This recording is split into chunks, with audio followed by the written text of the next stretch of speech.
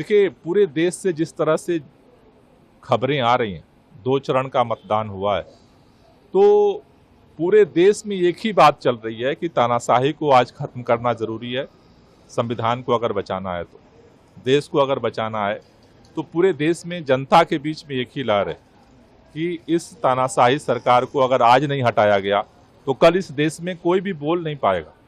चाहे वो छात्र हो, नौजवान हो, किसान हो, मजदूर हो, कोई भी तबका हो, अगर उसको दुख दर्द होगा वो बोल नहीं पाएगा।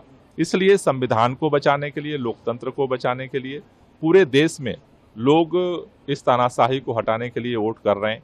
गुजरात में भी हमें भरोसा है कि इस बार बड़ा परिवर्तन होगा और इंडिया गठबंधन इस बार जो है यहाँ पर अपनी मजबूत उपस्थिति और जीत दर्ज करेगा।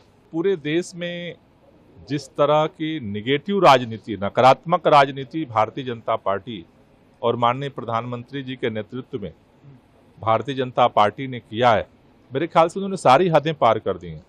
चाहे वो इस तरह के नकारात्मक प्रचार हो और चाहे जिस तरह से पूरे अपोजिशन को उठा करके जेल में डालने का हो, चाहे जिस तरह से ईडी, सीबीआई, आईटी का दुरुपयोग करके पैसा उगाही करना हो या लोगों की आवाज बंद करना हो, तो नकारात्मक राजनीति की सारी हदें तो भाजपा ने पार की हैं और आज उसी से उनको डर लग रहा है, क्योंकि जनता 5 साल तो चुप थी, लेकिन अब उसे वोट देने का अवसर मिल रहा है और वो वोट की ताकत से इस तानाशाही के खिलाफ अपना विरोध दर्ज कर रही है और इससे भाजपा डरी हुई है। जनता चुनाव में मालिक होती है।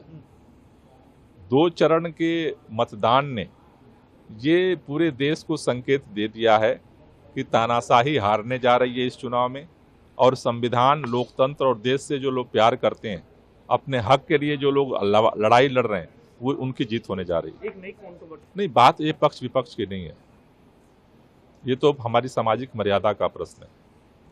भारतीय जनता पार्टी के ऊपर एक ही आरोप है कि भारतीय जनता पार्टी में जितना भी देश का बड़ा भ्रष्टाचारी हो वो शामिल हो जाता है, वो जो है ईमानदार हो जाता है।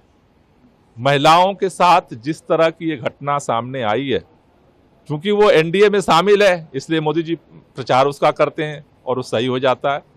चीजें बाहर आए उससे पहले उससे देश से बाहर भगा दिया जाता है। तो भारतीय जनता पार्टी की जो कथनी है और जो करनी है, उसका अंतर पूरा देश देख रहा है और धीरे धीरे जितने तरह के इन्होंने गलत काम किए हैं उस सारों का चिट्ठा खुल रहा है। और जैसा मैंने पहले भी कहा कि देश इस तानाशाही का जवाब अपने वोट से देने की तरफ बढ़ रहा है। इस बार तानाशाही हारेगी और संविधान और लोकतंत्र जीतेगा।